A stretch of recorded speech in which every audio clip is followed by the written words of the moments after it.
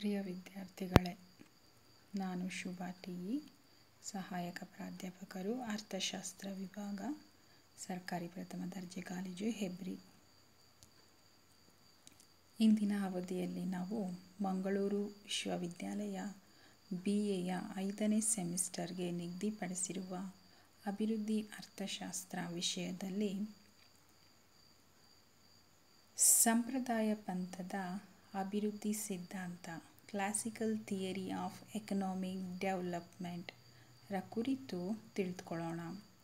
ಇಂದಿನ ತರಗತಿಯಲ್ಲಿ classical theory, ಸಂಪ್ರದಾಯ ಪಂಥದ ಪೀಠಿಕೆ, ಸಂಪ್ರದಾಯ ಚಿಂತನೆಗಳ ಮೇಲೆ ಆಗಿರುವಂತಹ ಪ್ರಭಾವಗಳು ಮತ್ತು ಆ ಒಂದು ಅಭಿವೃದ್ಧಿ ಸಿದ್ಧಾಂತದ ಪ್ರಮುಖ ಅಂಶಗಳನ್ನು ತಿಳ್ಕೊಳ್ಳೋಣ. ಈ ಒಂದು ಅವಧಿಯಲ್ಲಿ ನೀವು ಸಂಪ್ರದಾಯ ಪಂಥದ ಅರ್ಥಶಾಸ್ತ್ರಜ್ಞರ ಪ್ರಕಾರ ಅಭಿವೃದ್ಧಿ ಪ್ರಕ್ರಿಯೆ ಹೇಗಿರುತ್ತೆ ಮತ್ತು ಅವರ ಪ್ರಮುಖವಾದ ಚಿಂತನೆಗಳು ಏನೇನು ಅಂತೇಳ್ಬಿಟ್ಟು ತಿಳ್ಕೊಳ್ಳೋ ಪ್ರಯತ್ನ ಮಾಡೋಣ. ಸಂಪ್ರದಾಯ ಪಂಥದ ಆರ್ಥಿಕ ಅಭಿವೃದ್ಧಿ ಸಿದ್ಧಾಂತ ಯಾವುದೇ ಒಬ್ಬ ಅರ್ಥಶಾಸ್ತ್ರಜ್ಞ ಮಂಡಿಸಿರುವಂಥದ್ದಲ್ಲ. Classical theory of economic growth is synthesis of ideas, thoughts and approaches of 18th and 19th century economists, mainly Adam Smith, David Ricardo, J.B. Say, Robert Malthus, J.S. Mill. ಸಂಪ್ರದಾಯ ಪಂಥದ ಆರ್ಥಿಕ ಚಿಂತನೆಗಳು ಯಾವುದೋ ಒಬ್ಬ ಅರ್ಥಶಾಸ್ತ್ರಜ್ಞ ಮಂಡಿಸಿರುವಂಥದ್ದಲ್ಲ. 18 ಮತ್ತು 19ನೇ ಶತಮಾನದ ಹಲವಾರು ಅರ್ಥಶಾಸ್ತ್ರಜ್ಞರ ಚಿಂತನೆಗಳ ಅಭಿವೃದ್ಧಿ ಕುರಿತಾಗಿರೋ ಅವರ ಅಭಿಪ್ರಾಯಗಳ ಒಂದು ಸಂಗ್ರಹಿತ ಸಿದ್ಧಾಂತವಾಗಿದೆ ಅಂತೇಳಿ ಹೇಳ್ಬೋದು. ಈ ಸಿದ್ಧಾಂತದಲ್ಲಿ ಅತಿ ಹೆಚ್ಚು ಕೊಡುಗೆಯನ್ನು ಕೊಟ್ಟಿರುವಂಥವರು Adam Smith, David Ricardo, J.B. Say, Robert Malthus, J.S. Mill. ಈ ಎಲ್ಲ ಅರ್ಥಶಾಸ್ತ್ರಜ್ಞರ ಅಭಿವೃದ್ಧಿ ಕುರಿತಂಥ ಚಿಂತನೆಗಳು ಬೇರೆಯಾಗಿದ್ದರೂ ಅವುಗಳನ್ನು ನಿರೂಪಿಸಿರುವಂತಹ ನಿರೂಪಣಾ ಶೈಲಿಯಲ್ಲಿ ಹೆಚ್ಚು ಕಡಿಮೆಯ ಸ್ವಾಮ್ಯತೆಯನ್ನು ನಾವು ಗುರುತಿಸಬಹುದು. ಹಾಗಾಗಿ ಅವರ ಚಿಂತನೆಗಳನ್ನು ಒಂದು ಸಂಗ್ರಹಿತ ಸಿದ್ಧಾಂತವಾಗಿ ಇಲ್ಲಿ ಮಂಡಿಸಲಾಗಿದೆ. ಈ ಸಿದ್ಧಾಂತವನ್ನು ಸಂಪ್ರದಾಯ ಪಂಥದ ಆರ್ಥಿಕ ಅಭಿವೃದ್ಧಿ ಸಿದ್ಧಾಂತ ಅಂತೇಳಿ ಕರೆಯಲಾಗುತ್ತೆ. ಸಂಪ್ರದಾಯ ಪಂಥದ ಅಭಿವೃದ್ಧಿ ಸಿದ್ಧಾಂತದಲ್ಲಿ ಅರ್ಥಶಾಸ್ತ್ರಜ್ಞರು ಬಂಡವಾಳಶಾಹಿ ಆರ್ಥಿಕ ವ್ಯವಸ್ಥೆಯು ಯಾವ ರೀತಿ ಒಂದು ನಿಶ್ಚಲ ಆರ್ಥಿಕ ಸ್ಥಿತಿಯನ್ನು ತಲುಪುತ್ತೆ ಅನ್ನೋದ್ರ ಬಗ್ಗೆ ತಮ್ಮ ಚಿಂತನೆಗಳನ್ನು ಮಂಡಿಸಿದ್ದಾರೆ ಅಂತಲೇ ಹೇಳ್ಬೋದು. ಸಂಪ್ರದಾಯ ಪಂಥದ ಚಿಂತನೆಗಳ ಮೇಲೆ ಹಲವಾರು ಅಂಶಗಳು ಪ್ರಭಾವವನ್ನು ಬೀರಿದೆ ಅಂತಲೇ ಹೇಳ್ಬೋದು. ಅವರು ಬದುಕಿದ್ದಂತಹ ಕಾಲಘಟ್ಟದ ಘಟನೆಗಳು, ಆಗಿದ್ದಂತಹ ಚಿಂತನೆಗಳು ಸಂಪ್ರದಾಯ ಪಂಥದ ಅರ್ಥಶಾಸ್ತ್ರಜ್ಞರ ಮೇಲೆ ಪ್ರಭಾವವನ್ನು ಬೀರಿದೆ ಅಂತಲೇ ಹೇಳ್ಬೋದು. ಹಾಗಾಗಿ ಇವತ್ತು ಯಾವ್ಯಾವ ಅಂಶಗಳು ಸಂಪ್ರದಾಯ ಪಂಥೀಯರ ಮೇಲೆ ಪ್ರಭಾವವನ್ನು ಬೀರಿದೆ ಅಂತೇಳಿ ತಿಳ್ಕೊಳ್ಳೋ ಪ್ರಯತ್ನ ಮಾಡೋಣ. ಮೊದಲನೇದಾಗಿ ಇಂಡಸ್ಟ್ರಿಯಲ್ ರೆವಲ್ಯೂಷನ್, ಕೈಗಾರಿಕಾ ಕ್ರಾಂತಿ. Emergence conditions brought about by Industrial Revolution in Great Britain in 17th and 18th century had influenced classical economist thoughts.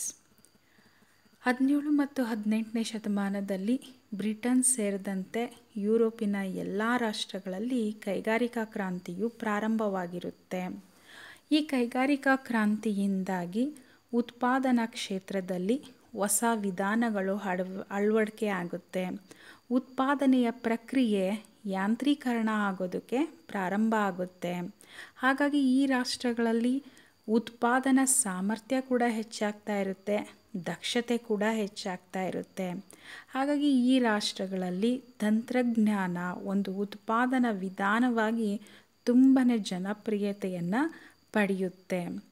ಆ ಅವಧಿಯಲ್ಲಿ ಒಂದು ರಾಷ್ಟ್ರದ ಆರ್ಥಿಕಾಭಿವೃದ್ಧಿಯನ್ನು ಸಾಧಿಸೋದ್ರಲ್ಲಿ ಕೈಗಾರಿಕೆಗಳ ಅಭಿವೃದ್ಧಿ ಭಾಳ ಪ್ರಮುಖವಾದಂಥ ಪಾತ್ರವನ್ನು ವಹಿಸುತ್ತೆ ಅನ್ನೋದನ್ನು ಈ ಕೈಗಾರಿಕಾ ಕ್ರಾಂತಿ ಸಾಬೀತು ಮಾಡುತ್ತೆ. ಕೈಗಾರಿಕಾ ಕ್ರಾಂತಿಯ ಉದಯದೊಂದಿಗೆ ಉದ್ಯಮಗಳ ಲಾಭ ಗರಿಷ್ಠಗೊಳಿಸಿಕೊಳ್ಳುವಂತಹ ಗುರಿಗಳು ಸಹ ಹೆಚ್ಚಾಗುತ್ತೆ.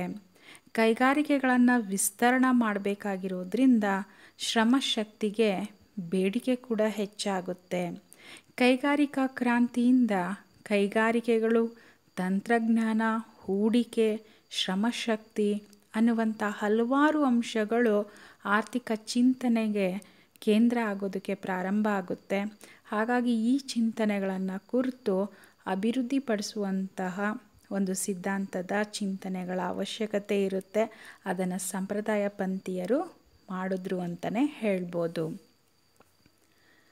ಸಂಪ್ರದಾಯ ಪಂಥದ ಮೇಲೆ ಪ್ರಭಾವ ಬೀರಿದಂತಹ ಇನ್ನೊಂದು ಪ್ರಮುಖವಾದಂಥ ಅಂಶ ಅಂತಂದರೆ ಕುಗ್ಗುತ್ತಿದ್ದ ವಾಣಿಜ್ಯ ಪಂಥದ ಜನಪ್ರಿಯತೆ, ವ್ಯಾನಿಂಗ್ ಆಫ್ ಮರ್ಕ್ಯಾಂಟಲಿಸಮ್ ಪಾಲಿಸಿ. ಸಂಪ್ರದಾಯ ಪಂಥೀಯರ ಜನಪ್ರಿಯತೆಗಿಂತ ಮೊದಲು ಯುರೋಪಿನ ರಾಷ್ಟ್ರಗಳಲ್ಲಿ ವಾಣಿಜ್ಯದ ಪಂಥ ತುಂಬ ಜನಪ್ರಿಯವಾಗಿತ್ತು ಅಂತಲೇ ಹೇಳ್ಬೋದು. ವಾಣಿಜ್ಯ ಪಂಥೀಯರು ರಾಷ್ಟ್ರದ ಅಭಿವೃದ್ಧಿಯಲ್ಲಿ ವಿದೇಶಿ ವ್ಯಾಪಾರಕ್ಕೆ, ಅದರಲ್ಲೂ ಕೂಡ ರಫ್ತಿಗೆ ಅಧಿಕವಾದಂತಹ ಮಹತ್ವವನ್ನು ಕೊಡ್ತಾರೆ.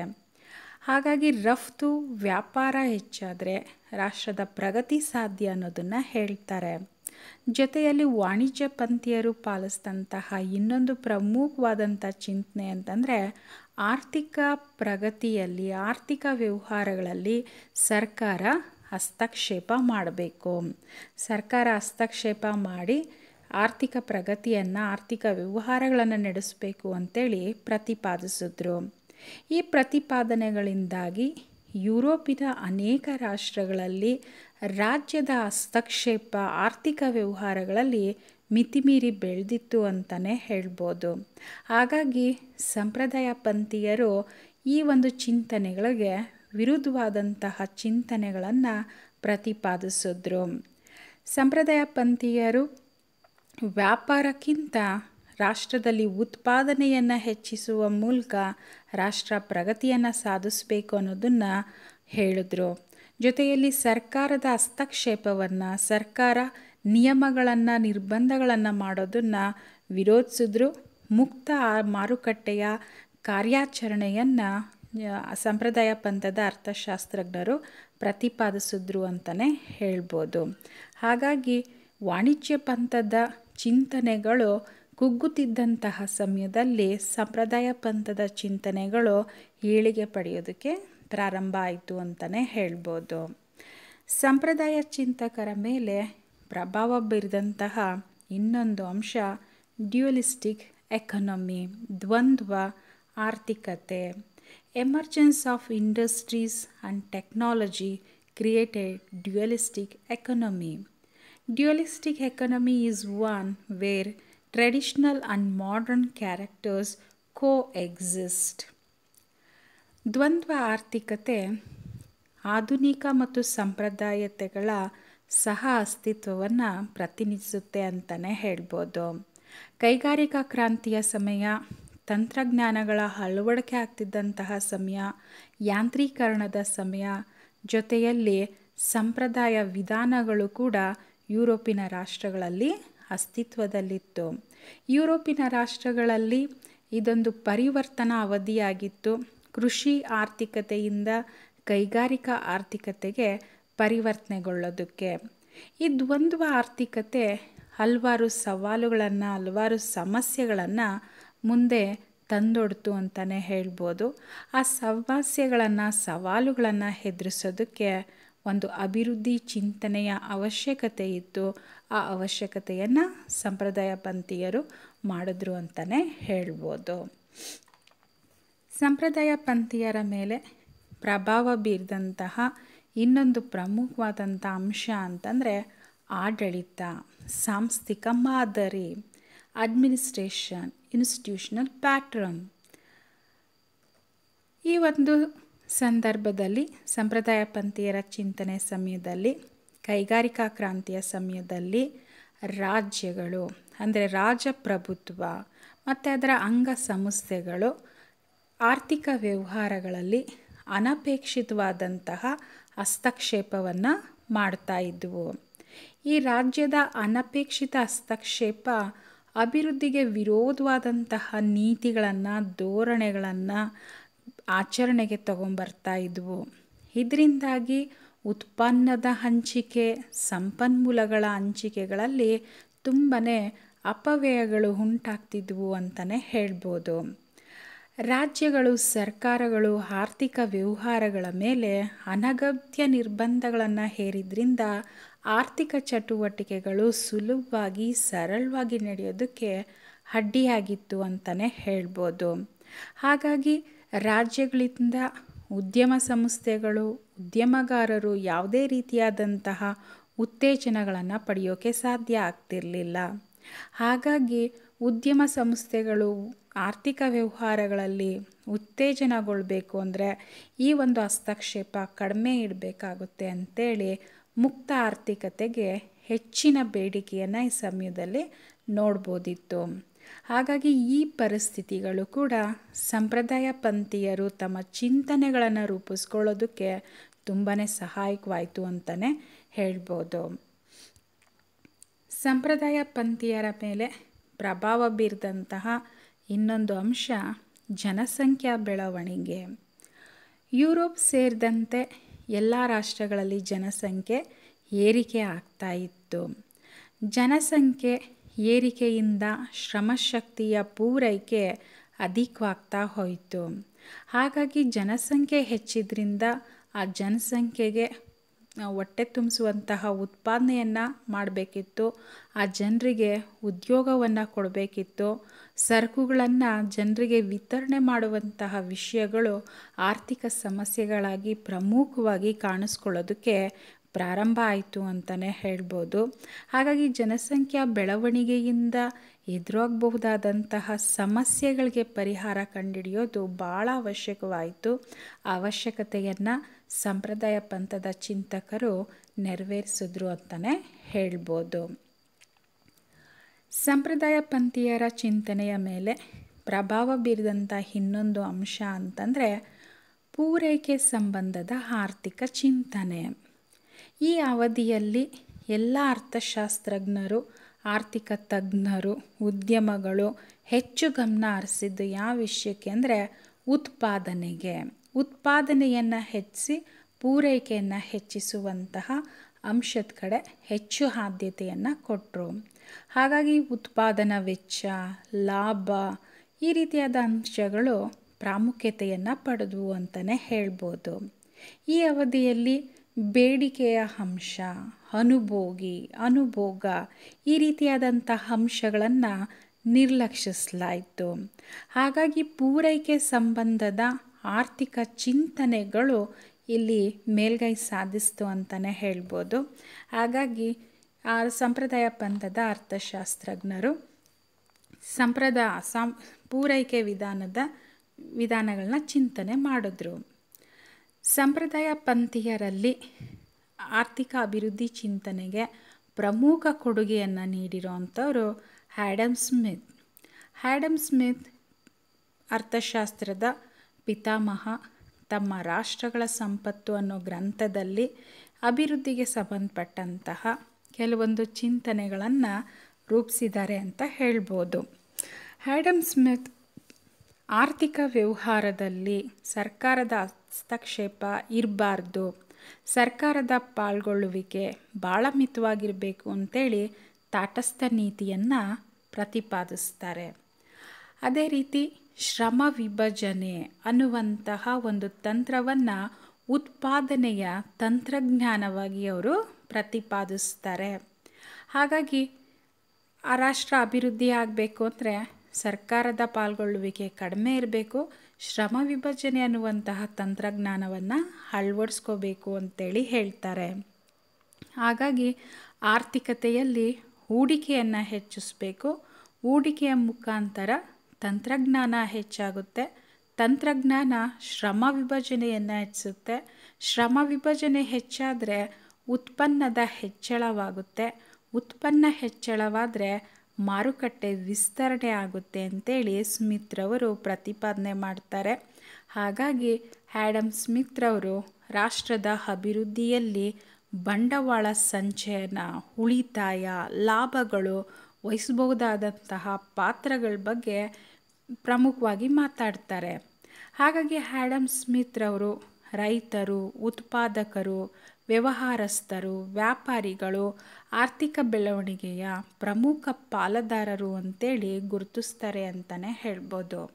ಒಟ್ಟಿನಲ್ಲಿ ಆ್ಯಡಮ್ ಸ್ಮಿತ್ರವರ ಚಿಂತನೆಗಳಿಂದ ಬಂಡವಾಳ ಸಂಚಯನ, ಶ್ರಮ ವಿಭಜನೆ ಆರ್ಥಿಕಾಭಿವೃದ್ಧಿಗೆ ಪ್ರಮುಖ ಅಂತೇಳಿ ಪ್ರತಿಪಾದಿಸ್ತಾರೆ.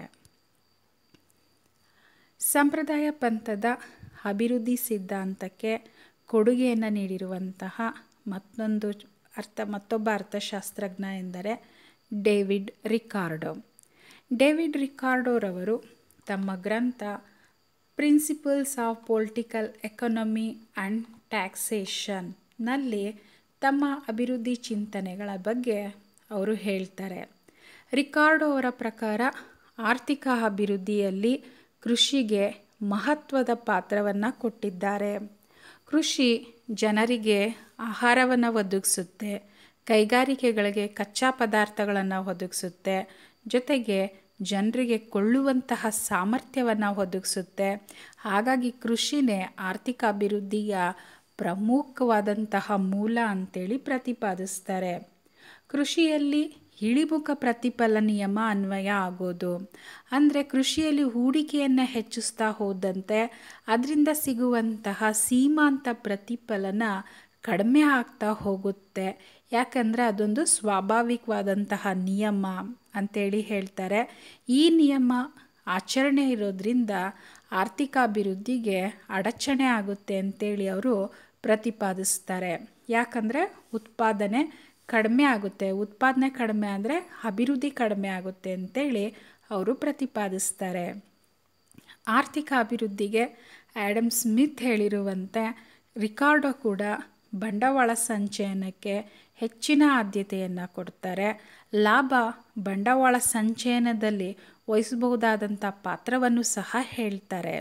ಹಾಗಾಗಿ ಡೇವಿಡ್ ರಿಕಾರ್ಡೋ ಅವರು ಭೂಮಾಲೀಕರು, ಬಂಡವಾಳಗಾರರು ಆರ್ಥಿಕ ಬೆಳವಣಿಗೆಯಲ್ಲಿ ಪ್ರಮುಖ ಪಾಲುದಾರರಾಗಿರ್ತಾರೆ ಅಂತೇಳಿ ಪ್ರತಿಪಾದಿಸ್ತಾರೆ. ಯಾಕೆ ಅಂತಂದರೆ ಗೇಣಿ ಮತ್ತು ಬಡ್ಡಿಯ ಮೂಲಕ ಲಾಭವನ್ನು ಗಳಿಸುವಂಥ ವರ್ಗ ಇದು.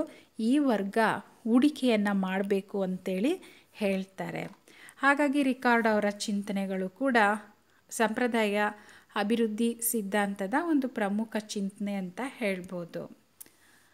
ಸಂಪ್ರದಾಯ ಪಂಥೀಯರಲ್ಲಿ ಅಭಿವೃದ್ಧಿಗೆ ಸಂಬಂಧಪಟ್ಟಂತೆ ಇನ್ನೊಂದು ಕೊಡುಗೆ ಕೊಟ್ಟಿರೋದು ರಾಬರ್ಟ್ ಮಾಲ್ಥಸ್. ರಾಬರ್ಟ್ ಮಾಲ್ಥಸ್ ರಾಜಕೀಯ ಆರ್ಥಿಕತೆಯ ತತ್ವಗಳು, ಪ್ರೋಗ್ರೆಸ್ ಆಫ್ ವೆಲ್ತ್ ಎಂಬ ಶೀರ್ಷಿಕೆಯಲ್ಲಿ ತಮ್ಮ ಚಿಂತನೆಗಳನ್ನು ಮಂಡಿಸಿದ್ದಾರೆ. ಪ್ರಥಮ ಬಾರಿಗೆ ಏರುತ್ತಿರುವಂತಹ ಜನಸಂಖ್ಯೆ ಆರ್ಥಿಕ ಅಭಿವೃದ್ಧಿಗೆ ಮಾರಕವಾಗಬಲ್ಲದ್ದು ಅನ್ನುವಂಥದ್ದನ್ನು ಪ್ರತಿಪಾದನೆ ಮಾಡಿ ತೋರಿಸಿದ್ದು ರಾಬರ್ಟ್ ಮಾಲ್ಥಸ್. ರಾಬರ್ಟ್ ಮಾಲ್ಥಸ್ ಕೂಡ ಆರ್ಥಿಕಾಭಿವೃದ್ಧಿಗೆ ಪರಿಣಾಮಕಾರಿ ಬೇಡಿಕೆ, ಪೂರೈಕೆಗಿಂತ ಪರಿಣಾಮಕಾರಿ ಬೇಡಿಕೆ ಭಾಳ ಮುಖ್ಯ ಅಂತೇಳಿ ಸಂಪ್ರದಾಯ ಪಂಥೀಯರ ಚಿಂತನೆಗಿಂತ ಸ್ವಲ್ಪ ವಿಭಿನ್ನವಾದಂತಹ ಚಿಂತನೆಯನ್ನು ರಾಬರ್ಟ್ ಮಾಲ್ಥಸ್ ಮಾಡಿದ್ದಾರೆ ಅಂತಲೇ ಹೇಳ್ಬೋದು. ಈ ಮೂರು ಜನ ಸಂಪ್ರದಾಯ ಪಂಥದ ಆರ್ಥಿಕ ಚಿಂತನೆಗಳು ರೂಪುಗೊಳ್ಳೋದಕ್ಕೆ ಪ್ರಮುಖವಾದಂಥ ಕೊಡುಗೆಯನ್ನು ಕೊಟ್ಟಿದ್ದಾರೆ. ಈಗ ನಾವು ಸಂಪ್ರದಾಯ ಪಂಥದ ಅಭಿವೃದ್ಧಿ ಸಿದ್ಧಾಂತದ ಕೆಲವು ಪ್ರಮುಖ ಅಂಶಗಳನ್ನು ತಿಳ್ಕೊಳ್ಳೋ ಪ್ರಯತ್ನನ ಮಾಡೋಣ. ಸಂಪ್ರದಾಯ ಪಂಥದ ಪ್ರಮುಖ ಉದ್ದೇಶ ಏನು ಅಂತಂದರೆ ಆರ್ಥಿಕತೆ ಒಂದು, ವಿಶೇಷವಾಗಿ ಬಂಡವಾಳಶಾಹಿ ಆರ್ಥಿಕತೆ ನಿಶ್ಚಲ ಆರ್ಥಿಕ ಸ್ಥಿತಿಯನ್ನು ತಲುಪುವ ಮಾರ್ಗವೇ ಅಭಿವೃದ್ಧಿ ಅಂತೇಳಿ ಕರೀತಾರೆ. ನಿಶ್ಚಲ ಆರ್ಥಿಕ ಸ್ಥಿತಿ, ಈ ಸ್ಥಿತಿಯನ್ನು ಸಂಪ್ರದಾಯ ಪಂಥೀಯರು ಒಂದು ಉನ್ನತ ಮಟ್ಟದ ಸ್ಥಿತಿ ಅಂತೇಳಿ ಕರೀತಾರೆ. ಇಲ್ಲಿ ನೈಸರ್ಗಿಕ ಸಂಪನ್ಮೂಲಗಳನ್ನು, ಮಾನವ ಸಂಪನ್ಮೂಲವನ್ನು ಗರಿಷ್ಠ ಮಟ್ಟದಲ್ಲಿ ಬಳಸ್ಕೊಳ್ಳಾಗಿರುತ್ತೆ ಅಂತ ಹೇಳ್ತಾರೆ. ಈ ಒಂದು ಹಂತದಲ್ಲಿ ಲಾಭಗಳು, ಹೂಡಿಕೆಗಳು ಇರುವುದಿಲ್ಲ ಅಂತೇಳಿ ಪರಿಗಣಿಸ್ತಾರೆ. ಹಾಗಾಗಿ ಭಾಳ ಒಂದು ನಿಶ್ಚಲ ಆರ್ಥಿಕ ಸ್ಥಿತಿಯನ್ನು ಸಂಪ್ರದಾಯ ಪಂಥೀಯರು ವಿವರಿಸ್ತಾರೆ. ಸಂಪ್ರದಾಯ ಪಂಥದ ಅರ್ಥಶಾಸ್ತ್ರಜ್ಞರ ಪ್ರಕಾರ ಒಂದು ದೇಶ ಅಭಿವೃದ್ಧಿ ಹೊಂದಬೇಕು ಅಂದರೆ ತಾಂತ್ರಿಕ ಪ್ರಗತಿ ಮತ್ತು ಜನಸಂಖ್ಯೆ ಎರಡೂ ಕೂಡ ನಿರ್ಣಾಯಕವಾದಂಥ ಪಾತ್ರವನ್ನು ವಹಿಸುತ್ತೆ ಅಂತೇಳಿ ಹೇಳ್ತಾರೆ. ಬಂಡವಾಳ ಸಂಚಯನ ಆರ್ಥಿಕ ಬೆಳವಣಿಗೆಗೆ ಒಂದು ಪ್ರಮುಖ ಸಾಧನ ಅಂತಲೇ ಪರಿಗಣಿಸ್ತಾರೆ. ಬಂಡವಾಳ ಸಂಚಯನ ಆರ್ಥಿಕತೆಯಲ್ಲಿ ಆಗಬೇಕು ಅಂದರೆ ಆರ್ಥಿಕತೆಯಲ್ಲಿ ಲಾಭ ರೂಪದ ಉಳಿತಾಯಗಳು ಹೆಚ್ಚಾಗಿರಬೇಕು. ಉಳಿತಾಯಗಳು ಬಂಡವಾಳ ಸಂಚಯನದ ಪ್ರಮುಖ ಮೂಲ. ಅದರಲ್ಲೂ ಕೂಡ ಲಾಭ ರೂಪದಲ್ಲಿ ಗಳಿಸುವಂತಹ ಉಳಿತಾಯಗಳು ಬಂಡವಾಳ ಸಂಚಯನಕ್ಕೆ ಪ್ರಮುಖವಾದಂತಹ ಒಂದು ಮೂಲ ಆಗಿರುತ್ತೆ ಅಂತೇಳಿ ಪ್ರತಿಪಾದಿಸ್ತಾರೆ. ಹಾಗಾಗಿ ಯಾರೆಲ್ಲ ಬಂಡವಾಳ ಲಾಭದ ರೂಪದಲ್ಲಿ ಆದಾಯವನ್ನು ಗಳಿಸ್ತಾರೆ, ಬಂಡವಾಳಗಾರರು, ಭೂಮಾಲೀಕರು, ಇವರು ಆರ್ಥಿಕತೆಯಲ್ಲಿ ಪ್ರಮುಖ ಪಾತ್ರವನ್ನು ವಹಿಸ್ತಾರೆ ಅಂತೇಳಿ ಅವರು ಪರಿಗಣಿಸ್ತಾರೆ. ಬಂಡವಾಳ ಸಂಚಯನ ಹೆಚ್ಚಾದಾಗ ಹೂಡಿಕೆ ಹೆಚ್ಚಾಗುತ್ತೆ. ಹೂಡಿಕೆ ಹೆಚ್ಚಾದಾಗ ತಾಂತ್ರಿಕ ಪ್ರಗತಿ ಉಂಟಾಗುತ್ತೆ. ತಾಂತ್ರಿಕ ಪ್ರಗತಿ ಉಂಟಾದಾಗ ಉತ್ಪಾದನೆ ಹೆಚ್ಚುತ್ತೆ. ಉತ್ಪಾದನೆ ಹೆಚ್ಚಿದಾಗ ಮಾರುಕಟ್ಟೆ ವಿಸ್ತರಣೆ ಆಗುತ್ತೆ ಹಾಗೂ ಅಭಿವೃದ್ಧಿಯನ್ನು ಸಾಧಿಸಬಹುದು ಅಂತೇಳಿ ಹೇಳ್ತಾರೆ. ಹಾಗಾಗಿ ಆರ್ಥಿಕ ಅಭಿವೃದ್ಧಿ ಆಗಬೇಕು ಅಂತಂದರೆ ಬಂಡವಾಳ ಸಂಚಯನ, ತಾಂತ್ರಿಕ ಪ್ರಗತಿ, ಹೂಡಿಕೆಗಳು ಹೆಚ್ಚಾಗಬೇಕು. ಇವೆಲ್ಲ ಹೆಚ್ಚಾಗಬೇಕು ಅಂತಂದರೆ ಆರ್ಥಿಕತೆಯಲ್ಲಿ ಲಾಭ ಇರಬೇಕು. ಲಾಭನೇ ಎಲ್ಲದಕ್ಕೂ ಕೂಡ ಮೂಲ ಅಂತೇಳಿ ಲಾಭಕ್ಕೆ ಹೆಚ್ಚಿನ ಮಹತ್ವವನ್ನು ಸಂಪ್ರದಾಯ ಪಂಥದ ಅರ್ಥಶಾಸ್ತ್ರಜ್ಞರು ನೀಡಿದ್ದಾರೆ ಅಂತಲೇ ಹೇಳ್ಬೋದು.